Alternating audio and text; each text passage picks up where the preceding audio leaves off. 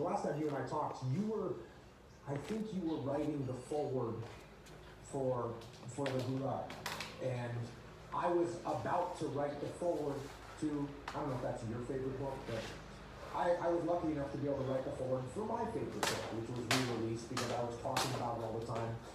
And the book is called About Face, and it's about a guy that was in the Korean War, he was in the Vietnam War, and his name is Colonel David Hackworth. But I would read that book. When I was on deployment, I would open up that book anywhere and I would read 2 pages or 3 pages before I go to bed. And there were so many lessons that correlated to what I was actually going through. A real obvious example was when he was in Vietnam, he's working with the South Vietnamese soldiers and therefore by proxy the South Vietnamese government. And guess what? They're all corrupt and they're not motivated and they don't have the right gear. Here we are in Iraq and we're working with Iraqi soldiers and therefore by proxy we're working with the Iraqi government. And guess what? They're all corrupt and they're not well equipped. And how did he deal with it? How do we deal with it? So there's an example of when you read, you can learn, and you don't have to go through the school of hard knocks. You don't have to get punched in the face repeatedly with things that turn out to be situations that other people have absolutely gone through. And the level of capability increases so much by seeing something one single time. Well, if I see something one time, I'm infinitely better than if I've never seen it before. So it's like those little puzzles. They give you a little puzzle, some kind of a mind bender, right? The mind bender only works on you one time. The riddle only works on you one time. You go, I know the answer to that. That's the answer. You never get fooled by that again. So just seeing it one time, you're infinitely better. So when you read enough, you're capturing all these lessons. And you know what? I gotta say this. It's not just reading. It's not just reading. And I learned this because as I started doing my podcast, and many of my podcasts are just me reading books, I realized how to read more intently, even more intently than I did when I was going to college and I was going to be, writing a paper about a book, and so I'd read it in a certain way. But even that reading was a little bit detached because you're looking for a theme or you're looking for character development or what have you.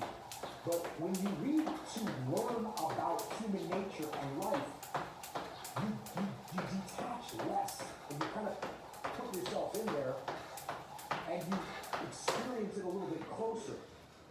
And then when you take a step back, you go, oh yeah, I know what he was thinking right there because I was right there with him. And so there's a certain attitude. You kind of have to put yourself into the work and really read it with that kind of intensity, if for lack of a better word. Is it possible for human beings to read intensely? Absolutely. Because that's what I try and do. That's no different than acting intensely or playing intensely. Of course, you want to put the book on. You want to become that person. That can rattle you up, man. Especially if the person is thinking all sorts of things that you've never thought. I mean, I love reading for that reason. I can pick my peers too, which I really love. It's like, well, I have these people around me, but then there's these people who've lived before me and in different places, and I can set them up on my shelf. I can enter into their world, and I can benefit from everything they've thought and saturate myself with that person. It's very disruptive, especially if the person that you're reading has a mind that's more powerful and more well-developed than your own. I mean, Friedrich Nietzsche spun me around for about 3 years, and I was reading Jung at the same time, intensely, and the same thing, it was very disruptive, but unbelievably useful to try on other people like that, and you get the benefit of their entire life distilled into their book. It's 30 years of work. I read this one book called The Neuropsychology of Anxiety, which it's a great scientific work. I think it's the greatest neuropsychological work of the last 50 years. It's a very hard book. I think it has 1,800 references, something like that. And this guy, Jeffrey Gray, he actually read all those references and he understood them. And so it took me 6 months to read the book. but I got an entire education out of it. I got to experience in 6 months what it took him 30 years to learn. Like, what a gift that is. It's unbelievable. I was listening to an interview with Gary Kasparov, I think you say, Russian. He was a chess world champion for 20 years, something like that. And they asked him, and the interviewer didn't ask him directly if he could beat this young guy named Magnus Carlsen, who's the current kind of prodigy of chess. He's just phenomenal and the highest chess rating ever, et cetera, et cetera. And he didn't get asked directly if he could beat him, but it was definitely implied, if I remember the interview correctly. And it was very interesting. With Gary Kasparov, there was two things that I found interesting. Number one was he said, he's younger than me. He didn't mean that like that was an advantage for Gary. He meant that he's younger than me, so he has an advantage. Magnus has an advantage because he's younger. And I kind of thought to myself, well, that's kind of weird because this isn't a wrestling match. This isn't a jiu-jitsu match. Well, why would that help? And then, sure enough, you learn a little bit about cognitive decline. And Gary Kasparov is 57 years old when he did this interview. And guess what? You start, well, depending on who you are, but you start to see cognitive decline around that time. Hell, it kicks in at 25. Well, there you go. IQ is pretty unitary, but you can fracture it into crystallized and fluid. And fluid IQ is what enables you to learn. Mm-hmm. And it declines from 25 onward. Crystallized intelligence continues to grow, roughly speaking, because it's partly dependent on such things as vocabulary, which you can learn and which accumulate. But interestingly enough, you were talking about physically, the best way to stave off cognitive decline is not cognitive activity, it's exercise. Weightlifting and cardiovascular exercise is by far the most potent means of staving off cognitive decline. So Kasparov would have the advantage in terms of experience, but the younger guy would have the edge on sheer raw brain power. That's what I thought too. But guess what? It's wrong. And it's wrong for the exact reason that you just said. So, Magnus Carlsen, when he's 11 years old, he gets to open up a book and see every single match and move that Gary Kasparov ever made. That's what they do. They document that stuff. Of course. And so what he got to do was what you got to do. You got to learn a person's 30 years experience in 6 months. Well, this young kid, so this, where it might have taken Gary Kasparov, 8 years or 4 years to figure out how to get out of some particular quandary on a chessboard, Magnus just opened to a whole quandary there. And so what Magnus got to do is he got to start from here and build. And so I make this point from a leadership perspective, and we can do the same things as leaders. We don't have to figure all this stuff out. We can jump up to Gary Kasparov's level, or at least get a baseline of what we do, and win because we learn. Very interesting to me. Well, you think, and again, with regards to selling this sort of thing, I'm stunned that it's possible to make history boring, for example. People should be so enthralled with history that they can't get enough of it. But with reading, imagine you have this opportunity to learn whatever you want from the greatest people who ever lived along that dimension. And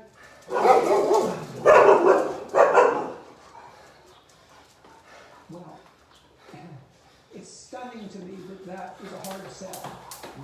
It's mysterious that it isn't something that everyone is just clamoring for. I mean, to me, that points to a devastating failure, inadequacy of the education system, a mysterious inadequacy. I think maybe the transaction isn't always clear for people. I always talk about, well, if you're going to sell somebody a book, if I'm going to sell you a book, Jordan, you've got to give me $20 and 8 hours of your time. That's what you know you're going to give me. You're going to give me $20 and you're going to give me 8 hours of time, which you will probably have other things that you might need to do. And the transaction is not always clear of what you're going to get out of that, especially when you can spend a lot of time reading books and not get as much as you might not get your $20 $20 worth out of a book. So you have to be somewhat selective. Now, luckily, it's not even that hard to figure out which books to read because there's so many reviews and history about where these books came from and the productivity that they resulted in. So, but I think it's hard sometimes for, look, I can only speak for myself. When I was younger, it was really hard for me to figure out that transaction. Yeah, fair enough. Like I had a librarian when I was 13 who told me what to read, which is what a teacher should do, right? There's nothing a teacher can do for you that's better than say, well, here's 10 books that can change you to read. And he actually knows that to be the case. And one of the things I really like to do,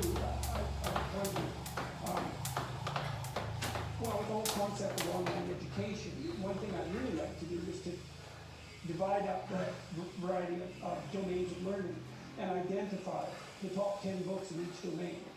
So to ask an expert, it's like, well, you're a historian, you're a great historian. What 10 books are crucial? And I have a list on my website, a list of recommended books. There's about 100 of them that have been instrumental for me. Lots of people have used that list to purchase books. So that's been really good. But I'd really like to extend and expand it. Yeah, I have the same thing on my website. The books from the podcast, and the same thing. All kinds of those books get sold, and it's beautiful to see. But the people that are checking the website or listening to the podcast, they know that those books have been through a filter. They're there for a reason. They're there because they're going to be worth that transaction.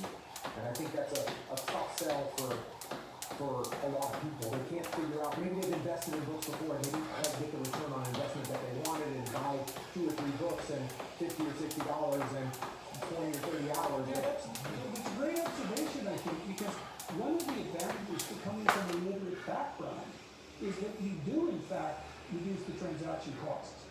Because there's an infinite number of books, right? Well, no, there isn't. As far as we're concerned, there might as well be. And so the question of what to read really is daunting if you don't know anyone who uses it. Where do I start?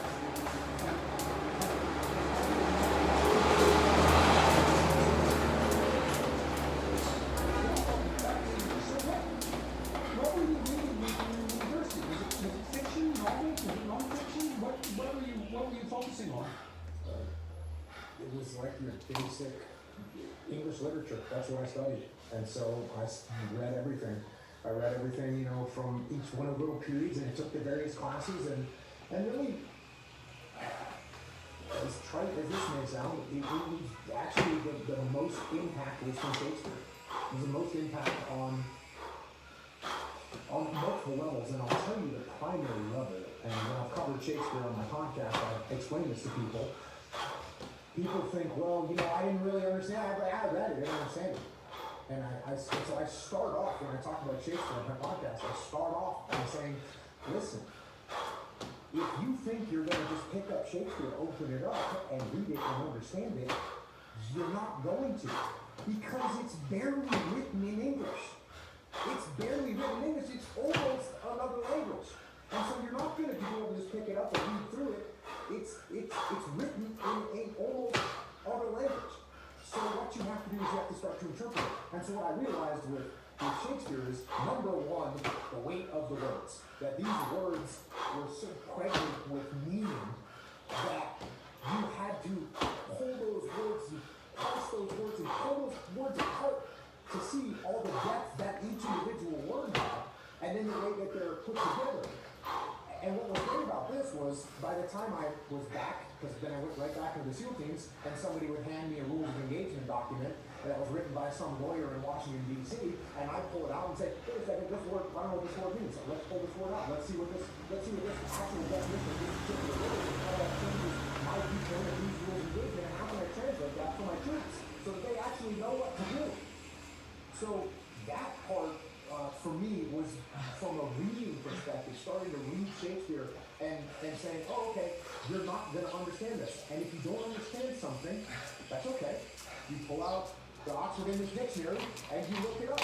And then you not just find out what the meaning of the word is, but what's the root word and where does it come from, and what kind of depth, and what kind of... and that's really, that's unbelievably useful too, to discover the conjugation of words. And the Oxford English Dictionary is particularly good for that, because you discover things that you'd never guess by looking at how the word developed. I mentioned the word hamartia, like the fact that the word for sin was derived from an archery concept was revelatory to me. It's like, that's so cool. It ties this moral concept, abstract philosophy, back down to something as primordial as weaponry and hunting.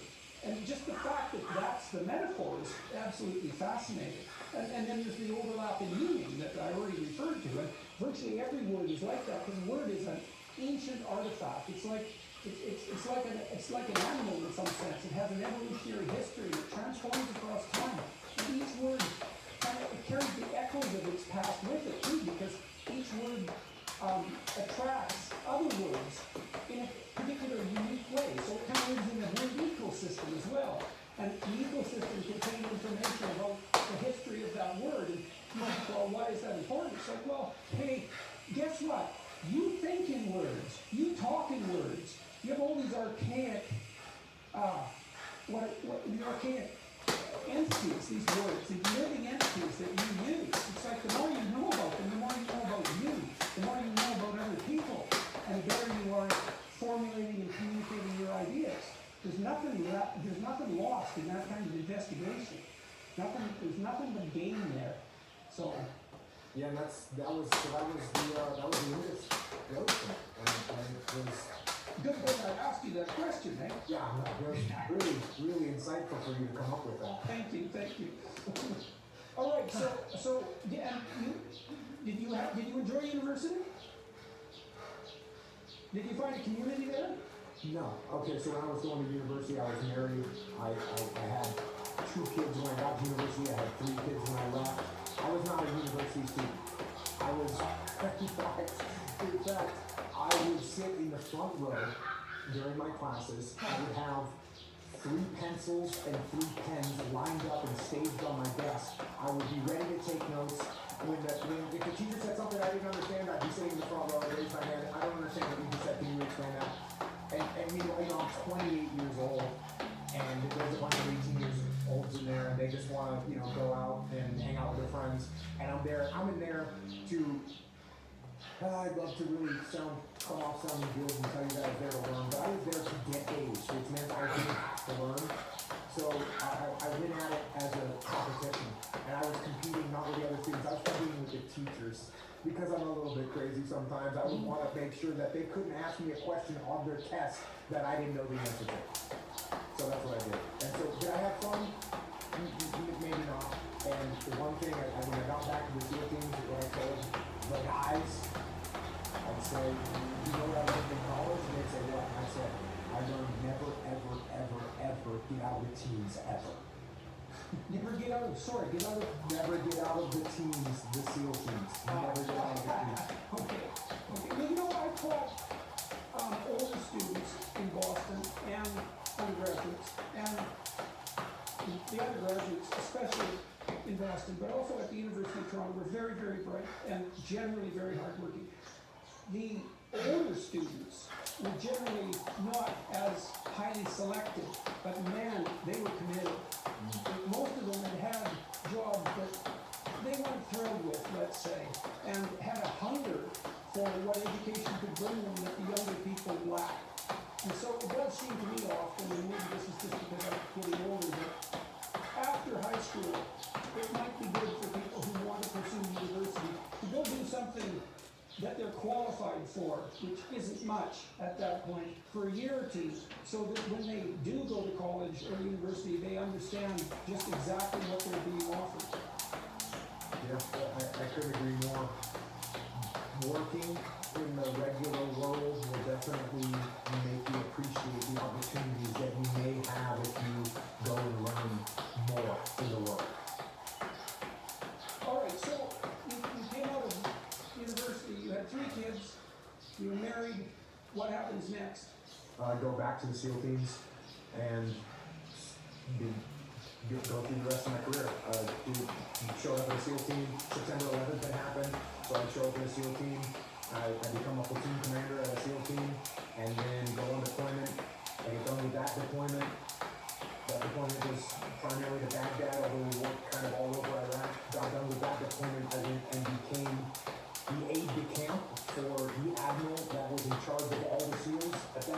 time, and so that was sort of well, not even sort of, it was a very administrative job, but it was also a huge opportunity for me to get to see the SEAL community in the most broad way that I could.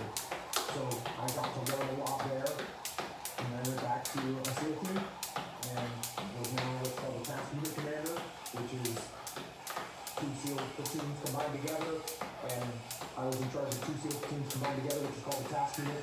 My task unit is called Task Unit Cruiser, and we deployed to Ramadi, Iraq, and that was in the summer of 2006. Very tough fighting, a very tough battle, and came home from that deployment. Hey, so let me ask you there. So can you describe a typical day or a typical week? What was it like to be there? I'd like all the details. Tell me what happens when you get up in the morning. What did your day look like? So we were there, we showed up there, and as soon as we got there, and we were going into it in 2005, 2006, if you can remember watching the news in 2005, 2006, just about every day you would see in the news that there was 3 soldiers killed in Al-Anbar province, or 5 Marines killed in Al-Anbar province, or 3 Marines wounded in Al-Anbar province. And the capital of Al-Anbar province is the city of Ramadi, and the vast majority of those casualties were happening inside the city of Ramadi. And we knew that going there. And when you say we were deployed there, who are you? You're obviously referring to the country, to your country, but what does we mean when you say that? But when I say we in this particular case, I'm talking about my SEAL task unit. So I had. And that's how many people? Yeah, so I had about 35 to 40 SEALs most of the time, and then another 60, around 60 support personnel, and these people are armorers that can fix our weapons, and mechanics that can fix our Humvees, and intelligence people that gather information for us, and radio operators that can receive our radio calls. So there's a big support network that goes with the SEAL task unit as we deploy. And why was it a SEAL enterprise? What was specific about this deployment that required whatever it is that the SEALs bring? And what is it exactly that the SEALs bring that's specific? So on this particular deployment, at this point in time, SEALs were deploying to Iraq all the time. We were always SEALs in Iraq. Our first deployment was in 2003, 2004, and we were, in the beginning of that deployment, we were the only SEAL platoon there. And then by this time, there would be many more SEALs. I forget what the number is, but so we were in Iraq, and we were conducting special operations missions. And in particular in Ramadi, when we got there, so standard SEAL operation on my first deployment was gather intelligence from various sources. So through various sources, we would gather intelligence about the location of a bad guy. Okay, so you had a variety of people who were targets identified, and they were leaders of what marked them out as bad? What were their characteristics? These are people, we want to talk about their psychological characteristics. No, You might not be able to do a better job than that. I can tell you what they were doing for a living was trying to kill Americans, trying to kill coalition forces, trying to kill other Iraqis, trying to create chaos and mayhem for the interim government in Iraq. And were they generally leaders of a group that you would target, or are these people who were involved in the army on the other side? Look at the context. Yeah, so there's no, I mean, the Iraqi army is actually on our side. Right. So the Iraqi army is our friends. And that's who we're working alongside.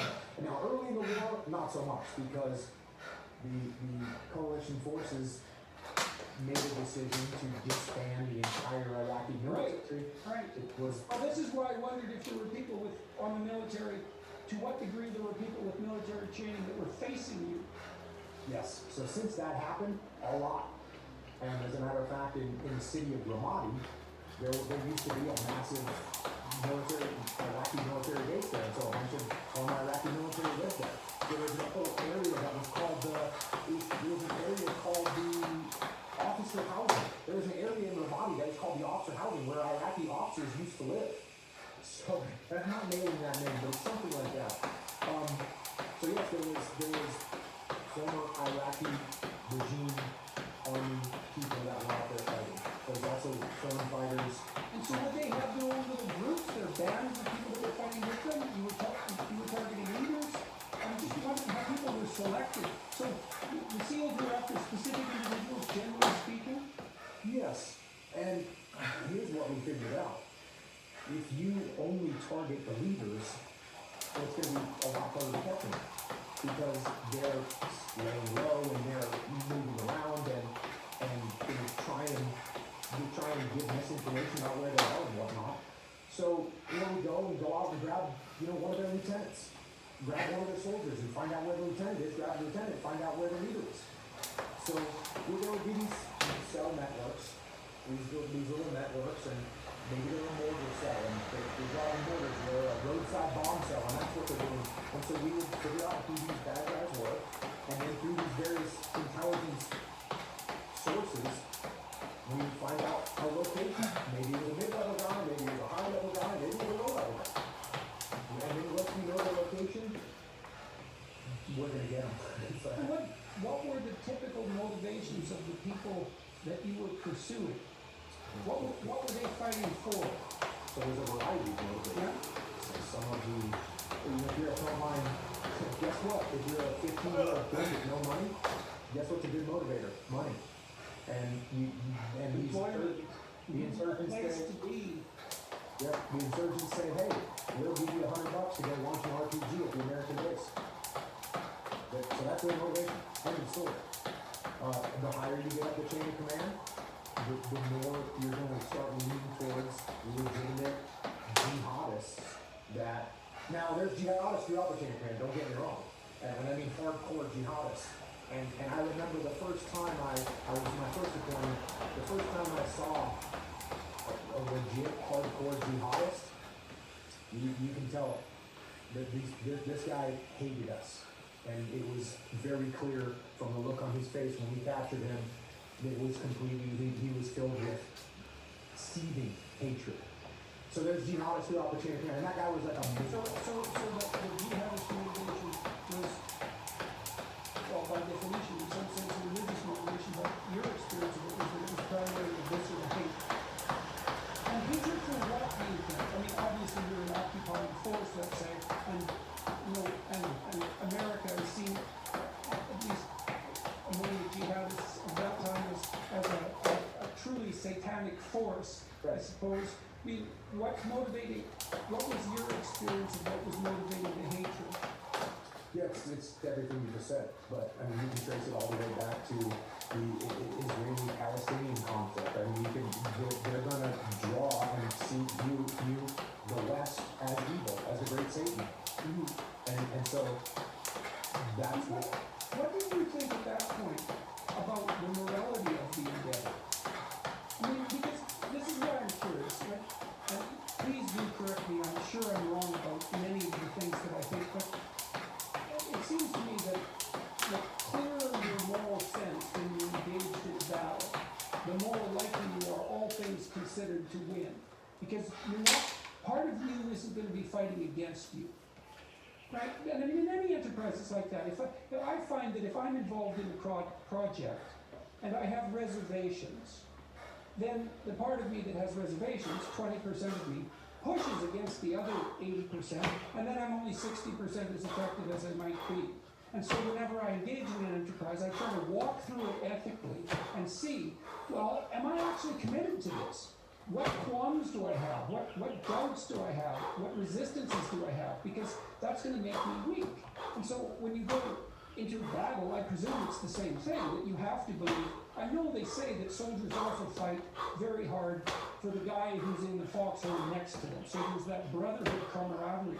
But you go there as a representative of your country as well, your nation, and there has to be that ethical dimension to it. And so how do you guys deal with that? Looking at what we're doing, and what's really interesting is even though when you stare at it from a strategic perspective, when you say, oh, as a Western power, as this country, we're going in here, and we could argue all day long about whether that's a right call or a wrong call, whether that's morally correct or whether it's an immoral move. We could have arguments about that all day. Yes, well, they've been going on for 3,000 years in the Middle East, right? Right. Endless arguments about what's right. And here's what one of the nice benefits of being on the ground is you get to see what's happening, what's actually happening. So what you see in Iraq when you're actually on the ground is, for instance, in Ramadi, what you see, what we saw, is the Iraqi populace, who are a bunch of normal people that want to carry out their lives and raise their kids and run whatever business they're going to run. That's what they want to do. They actually want life, liberty, and the pursuit of happiness is what they want. That's a normal Iraqi family. When we would go to an Iraqi family's house, that's pretty much what you're dealing with. And amongst those normal people that just want to live their lives in peace, there are insurgents. And the insurgents want power, they want control, and they are willing to do anything to get it. And so when you see fathers beheaded and their heads left in the yard of a family because he was working with a sheikh that had said things against Al-Qaeda. And now this guy is beheaded. There was a guy that was skinned alive. There was torture, there was rape. So when you are on the ground and you see this stuff happening, and you see the local populace clapping and cheering when you kill insurgents, your strategic vision isn't quite in focus as much as what you're seeing right in front of you with your own two eyes. And so therefore, the 20% of you that might be arguing whether this is right or wrong, when you see families slaughtered, you very quickly tell that 20% of your brain that you need to look at what's happening right here. This is immoral, and we need to do what we can to help these people. Did you feel that? And then again, now, it's a quagmire. It's an ethical quagmire, the Middle East. And so it seems, in some sense, that no matter what you do there, it's wrong. And I'm not trying to convince you of that. Believe me, I'm really curious about this. You felt when you were there that you were on the side that was doing the right things. And now, when you look back, I mean, I don't know what to make of what happened with the U.S. in the Middle East over the last 15 years. I'm just as happy, and perhaps you are as well. There's less engagement in foreign wars now than there was 10 years ago in the U.S. Right? That seems to have receded to some degree, and that perhaps that's a good thing. What do you think about America's involvement in Iraq? What conclusions have you come to? So, you talked about this argument that you're going to have in your own head. Well, you are also going to have that argument on a national level, right? You're going to have a national level argument of whether this is the right thing or the wrong thing to do. So, my scale, my measure of this is, if you are going to go to war, you have to make sure, before you go, that you have the proper will. The proper will. And there's two types of will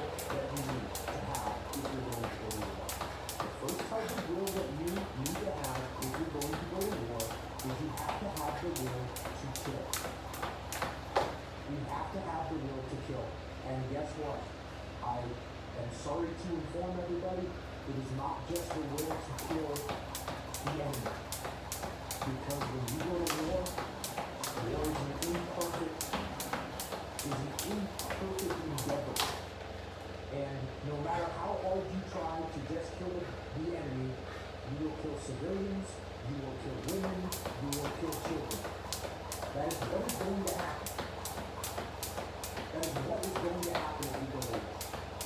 So you have to make sure you have the will to do that. That sometimes you're going to drop a bomb and it's going to land and it's going to kill women and children. That's what's going to happen. And anybody that thinks anything different is naive and ignorant. And we see a lot of politicians often convince us that that's possible, but it's not. So you have to have the will to kill, and then on top of that, obviously, you have to have the will to die. You have to know and understand that if you embark in a war, your sons and daughters are going to be killed. That is what is going to happen. And anybody that says it's not going to happen is naive and ignorant. Now I think before we go to war, oftentimes we rationalize that we can mitigate the risk of killing. We can mitigate the risk of dying. And for some reason we think we can mitigate those risks down to zero, which is impossible. So, if you have the will, if you look at a situation and say, we need to do something here, for moral reasons, for national security reasons, we need to take action. So let me ask you a question there, if you don't mind. Whenever I have had to take difficult action in the past, so to take a risk, my justification for that, so that allowed me to realize was, I believe that inaction is a worse crime. So,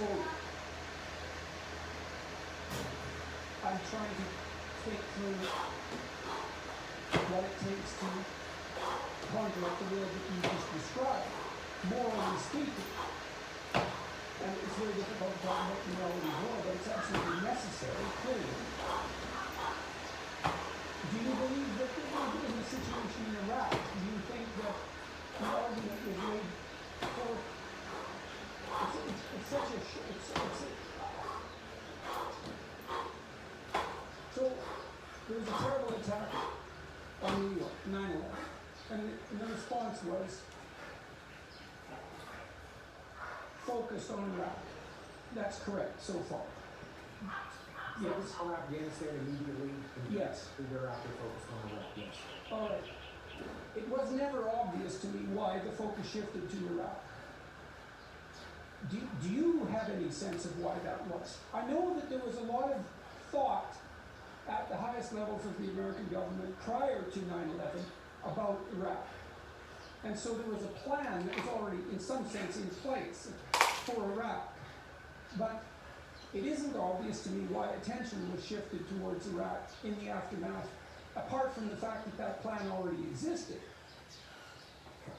I think the shift came from, I'm trying to think of some kind of a metaphor here, but you've got some rats in the garage, and the rats have gnawed through some of the wiring, and so you go and you try and kill the rats in the garage, and you realize, this isn't the only place that these rats could be.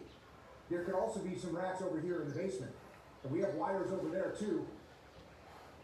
We better go handle that situation as well. You said that you were overwhelmed by the reality of the situation on the ground. My first appointment to Iraq, we just worked with SEALs. Basically, all the operations we did was just with SEALs. When we went back to Iraq in the body, we were ordered to work with Iraqi soldiers. Now, the Iraqi soldiers were poorly trained, they were poorly equipped, they had had low motivation.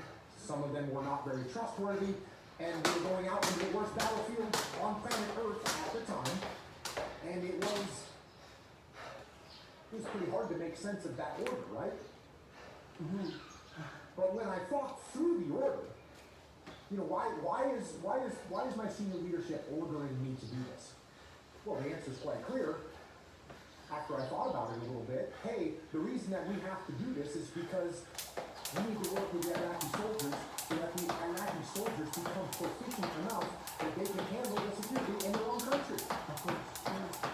Okay, so my senior leadership isn't telling me to do something because they want me to die or want my troops to get wounded and killed. They're telling me to do something because it's a strategic move where in hopefully 2 or 3 years, the Iraqi military will be at a level where they can handle security in their own country.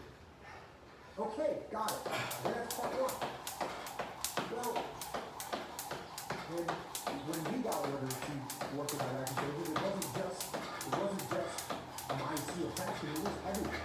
All coalition forces, all American Army, Marine Corps was getting told you'll work with Iraqi forces, and everyone kind of had that nervous feeling. Like, hold on a second, you want to have this person that has a rusty AK-47 and a pair of sandals, you want that person to support me out of the battlefield? That doesn't make any sense. And so what the American forces did was when they were ordered to take Iraqi soldiers with them on an operation, and they would go out with a platoon of 40 Americans, and they would take 2 Iraqis with them. Because they were told to take Iraqis, plural, so that means 2, that's what we're going to do, and they leave them in the Humvee and they go conduct their operations. Well, senior leadership got wind of this, and this obviously is not in the spirit of what we were being told to do. You're not going to get a nation's army trained up by taking 2 soldiers out. So the next thing the leadership said was, okay, here's the new order. For every 1 American that you bring out, you have to have 7 Iraqi soldiers with you. So they imposed a ratio on us. Now, the Iraqi at this time was a complete world thing. Other parts of Iraq were actually somewhat pacified. And in many of those pacified areas, that order actually made sense. The Iraqis in some areas, the Iraqi soldiers in some areas were actually capable of conducting decent operations with very little American oversight. And the level of violence in those areas wasn't that bad, so it was okay. Well, the Ramadi didn't make any sense whatsoever.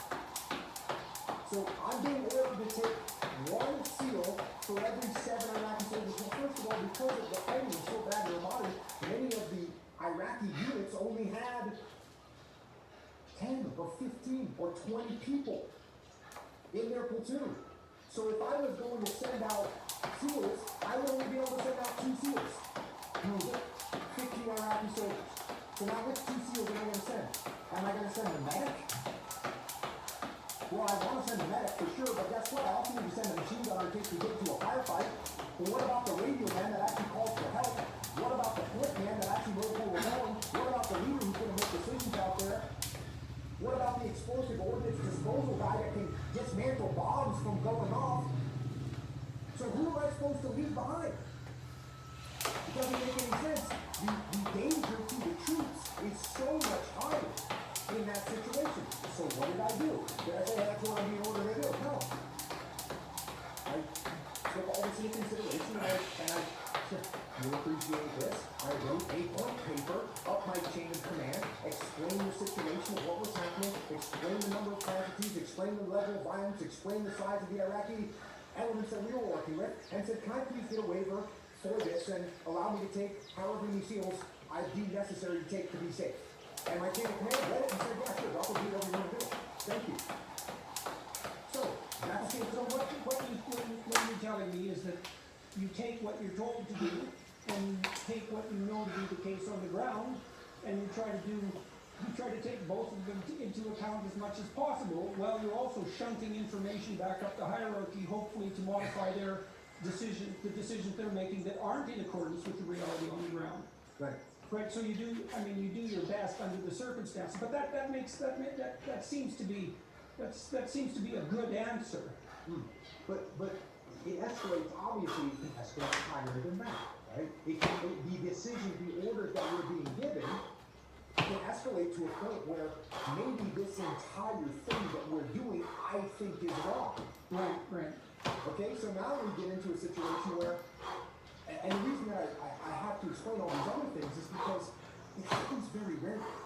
It happens very rarely that, you know, someone in the military is looking at the decision that's being made on a big scale and says, I think this is totally completely wrong. Now, I will tell you, and I wrote about this in my last leadership book, Leadership Strategy and Tactics. If you're being told to do something that you believe is completely wrong, well, I would love to tell you, well, that's a black and white decision, but guess what? It's not.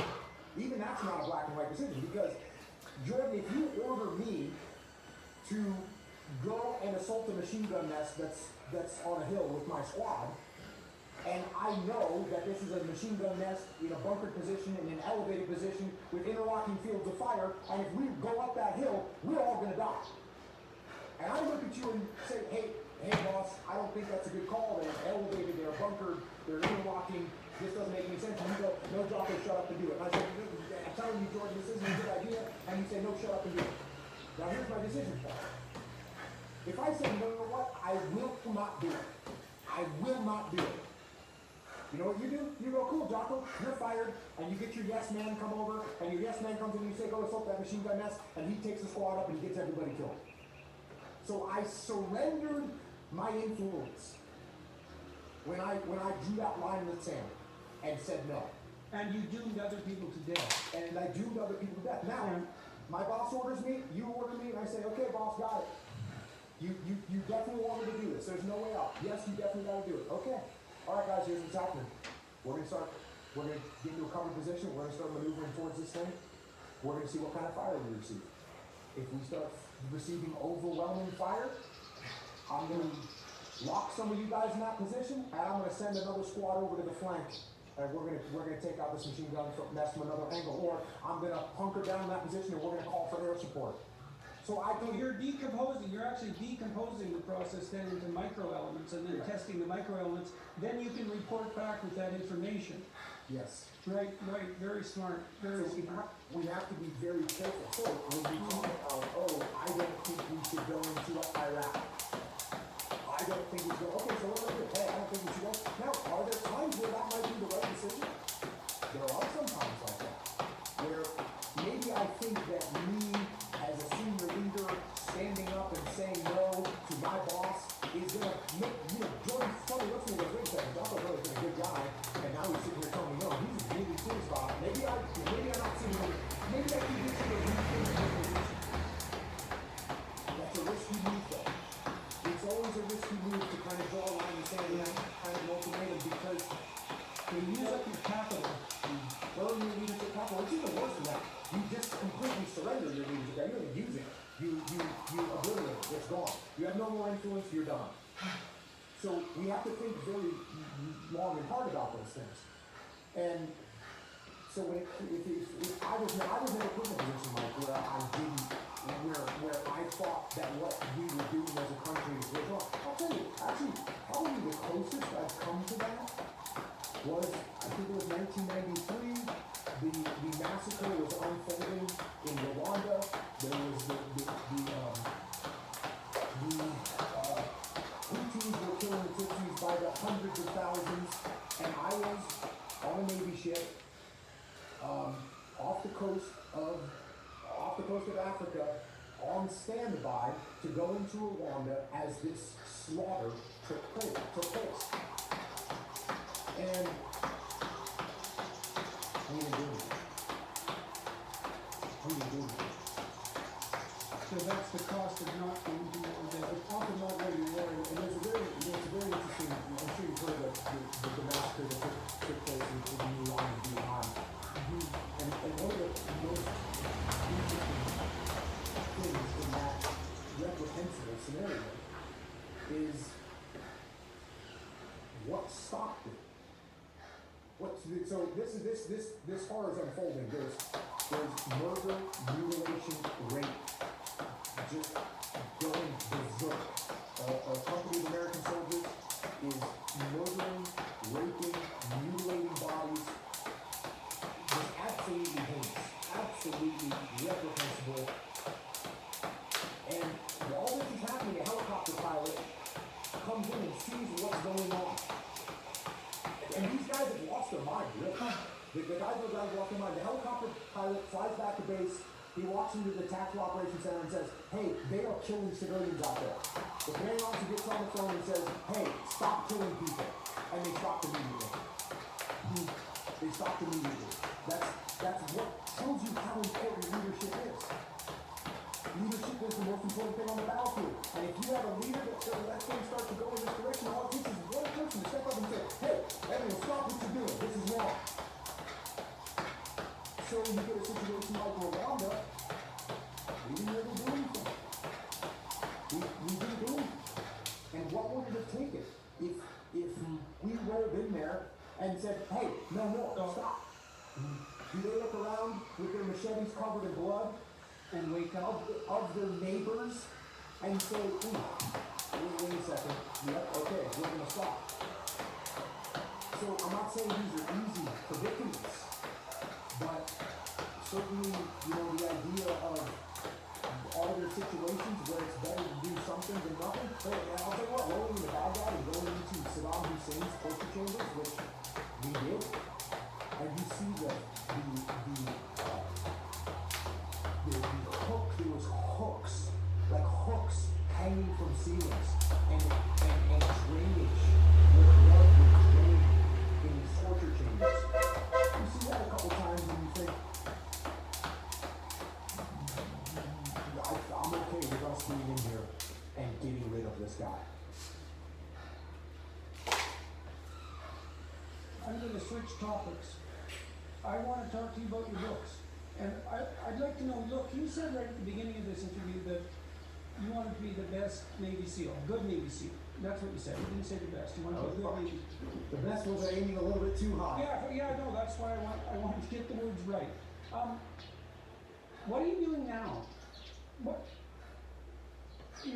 I presume that your life is still being lived in an expansion of that, the pursuit of that initial ideal. You've transformed multiple times. You're a civilian, you're a communicator, a mass communicator, in a variety of different ways. I think you mentioned, we were talking offline a little bit, for example, you have a clothing line. Now, I'm going to ask you about that because that's a curious thing to me. And that is, I'm definitely curious about that. But, what's your mission? And is that the right question? Is that an appropriate question? So, there's a quality, let's call it. So as I went through that, as I created in my mind that idea of what a good SEAL is. What is a good SEAL? And I'm sure I could say, okay, what do you think, Jordan? He's probably strong, and he's probably fast, and he's probably smart, and he's probably tactically sound, he can probably shoot a weapon straight, and all those things, absolutely, all those things are there. And as you would kind of burn away or if you were to set up a hierarchy of importance of what makes a good SEAL. Yeah. You might think that some people would think, oh, well, it's probably being the best shot, or it's probably being the strongest, or it's probably being really good in the water. All those things, all those skills that you think it might be. And you would talk to different SEALs, and they would all kind of, some guy would say it's running, some guy would say it's strong, some guy would say it's the best shot, whatever. That's tactician. But if you offered them one thing, 99.9% of SEALs would agree on what makes you a good SEAL. And that is, you look out for your teammates. You put your team above yourself. Yeah, so that's a real inversion of the things that you just described, Dave, because all of those things are dimensions along which you could be excellent in a manner that distinguishes you from the group and elevates you above them. But you derive from that a claim that should all be subordinate to a reciprocity. And any SEAL that's a good SEAL will tell you that that would be at the top of the hierarchy. You can be the best shot, you can be the best shot, you can be the best diver, you can be the strongest, you can be the fastest, you can be the best tactician. If you don't take care of your teammates, none of those other things matter. You're not even wanted in the SEAL teams. That's what it is. So, well, do you think that seems to me to be true for functional organizations in general? Is that, and certainly the people I've seen, this is part of the reason why casual critiques of hierarchies annoy me so much. Because the people I've seen who are radically successful don't get there from power. They get there from ability, but also reciprocity. And yeah, 100% right. so when you say to look out for and to take care of, I think you said to look out for. Yeah. Flesh that out. What does that mean in the situation you do? How does that guide your behavior? It's a literal, constant, daily, hourly, by the minute attitude, which is, hey, my buddy needs me to move over there and cover for that area. That's what I'm gonna do. My buddy needs to bring in some more ammunition. My buddy needs me to help him clean his weapon. My buddy needs to carry the boat. I need to pick up the boat because we're moving across the beach. All of these things. So what are you doing? You're looking, so what you said moment to moment. So what are you doing? You're looking for ways to be useful constantly? How can I support my teammates? What can I give to them? How can I make their situation better right now? And that guy that has that attitude has gonna have a great reputation in the city. Yeah, well then you can think too, of course, then the fact that you're outstanding on any number of dimensions, let's say, that becomes an asset of the team rather than something that's a competitive liability. Because, like, if you're going to be looking out for me, and I really believe that, the fact that you're stronger and smarter than me is actually really good. Because now I've got someone who's stronger than me and smarter than me who's looking out for me. And so whatever competitive jealousy that might have been there could be easily subsumed under appreciation for those positive attributes. Yes, and we are going to work together because guess what? You might be the strongest, but I'm a little bit faster than you. Right. And you might be a good shot, but I'm better in the water than you are. And we're going to be in the long range shooting. So we're each going to have a chance to be number one. Yes. So the reason I went to that. And how long did it take you to figure that out? Like, I mean, you said something interesting about assembling the image of an ideal SEAL in your imagination. And so, was that something that were you consciously aware of doing that while you were doing that, or did you see that you were doing that in retrospect? Unconscious and saw that I did it in retrospect, and the support of your teammate is something that you hear immediately, and if you listen to it, you can't miss it. Now, guys miss it. Guys definitely miss it, but if your eyes are open and your ears are open, you can't miss it. It's day one, SEAL basic indoctrination. You take care of your swim buddy. They literally say that, day one. They'll say take care of your swim buddy. And what does that mean in the swim buddy context? What does that translate to practically? That means before Jordan gets inspected by the instructor, I take a look at Jordan's gear and make sure it's all squared away and say you're good to go. As opposed to seeing that your life jacket's got a twisted strap and just sitting there looking straight ahead. No, I want to make sure you're okay. That's actually, before I check myself, I'm checking you. Before I check myself, I'm checking you. I'm making sure that you're good to go. See, this is partly why these claims, the broad claims that are being made in the social world at large now about hierarchical power being the fundamental attribute of society is so disturbing to me, because this is not true. It's literally not true. Only when a hierarchy becomes radically dysfunctional does individual power come to dominate. The rest of the time, it's something like what you're saying, isn't it? And that's true. Like, capitalism has a bad rap, let's say, more because of its selfishness. But the functional organizations that I've seen that are business organizations, if the people in there aren't motivated by the ethos that you're describing, no one bloody well wants to work with them. No one wants to buy their material. No one wants to partner with them across time. They don't even want to go golfing with them. So it's just not, it's so not true. It's completely not true. That's the essence of the books that I've written about leadership, is that story over and over again. I had a single platoon commander that operated via power. His authority and his power. That's how he operated. We did what he told us because he told us to do it, because he was the highest ranking guy, and you better be quiet and listen to me, and it's going to be my plan, and you all better just shut up and get on board with it. And we had a mutiny. We had a mutiny in that SEAL platoon, where we went to his boss and said, we're not working with this guy. And he actually ended up getting fired. So everything you just said. Well, that's exactly right. Look, there's no stable organization. No organization can run stably across time if its predicate of operation is raw power. And the reason for that, at some point, is that the people who are being tyrannized are going to band together and say, no, we're not going to do this. We're going to take you out. And so if you don't want to be taken out, you can't exercise tyrannical power. It's the intrinsic weakness of tyranny.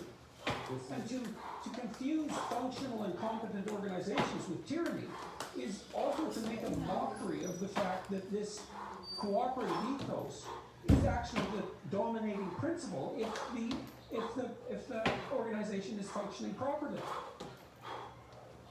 Yeah, and as I pointed out, I actually lived through that. And I've been through the other end of the spectrum too. When that platoon commander got fired, the platoon commander that took his place was very humble, listened, had an open mind, gave us ownership, told us to come up with a plan, and we loved that guy, and that's the guy that I try and emulate to this day. And we would have followed that guy anywhere. And it's precisely... Right, and so that's not power. That's not power. It's precisely because he didn't use his tyrannical power to drive us to do what he wanted us to do.